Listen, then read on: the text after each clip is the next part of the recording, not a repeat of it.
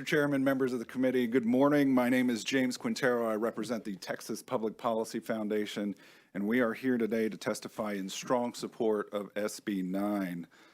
When you consider Texas's current fiscal environment, I think there are three reasons to look favorably on this piece of legislation. First and foremost, it would, I think, move us in a direction toward the establishment of one easy-to-understand standard. When you look at tax policy today, what you see are three different types of revenue limitations in place. Of course, school districts have a approximately 2.5% limitation. Certain cities, counties, and special districts are subject to a 3.5% limitation. And then you have small cities and special taxing units, which are subject to an 8% limit. By the way, that 8% limit was established in 1981, so well over 4 decades ago.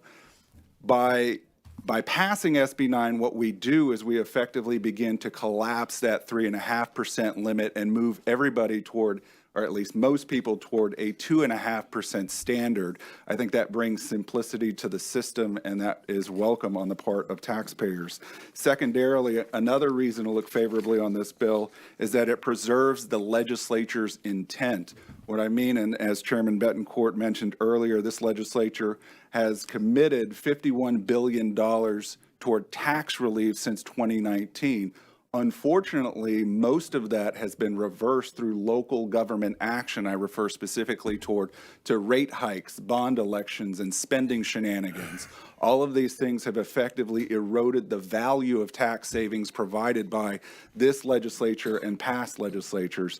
So moving towards a 2.5% standard would do taxpayers well. By the way, I was on the radio this morning talking about the city of Austin's potential 24% rate hike, which would impose a $421 tax increase on the average taxpayer.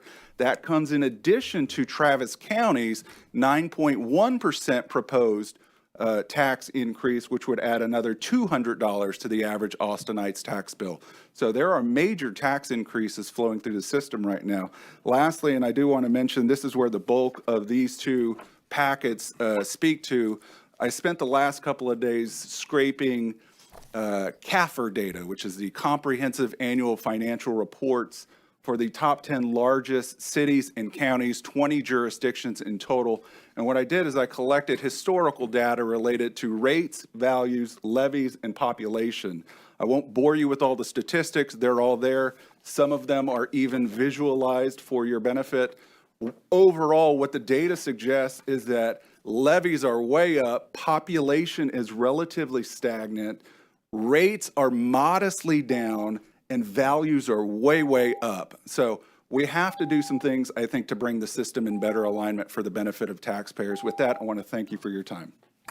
I just found out about this Austin-Travis combination last night on the way back from the hearing, okay?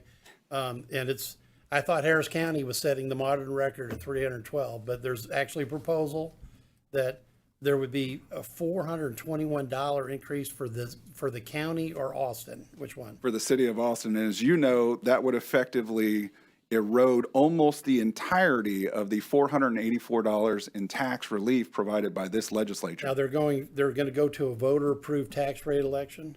Correct. And what are they asking the public to get? What are they, if the public's paying it, what are they getting for it? Well, that's a terrific question. According to the Austin American-Statesman, this will help fund steak dinners, fancy lunches, and lavish retirement parties hosted by the Austin city manager. Now, I do want to bring this to light. Headline. I need to read that before. Yes. Okay. He apparently has a taste for sweet green, but that issue aside, I do want to say, look, there is the potential for a 24% tax rate increase, but it's not set in stone. City Council has not formalized that proposal. It's just on the table at the moment. Wow.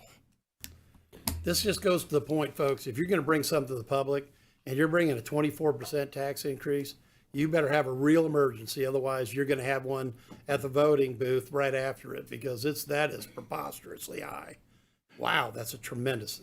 If you look at it, so to my knowledge, the city of Austin has the second largest municipal budget in Texas.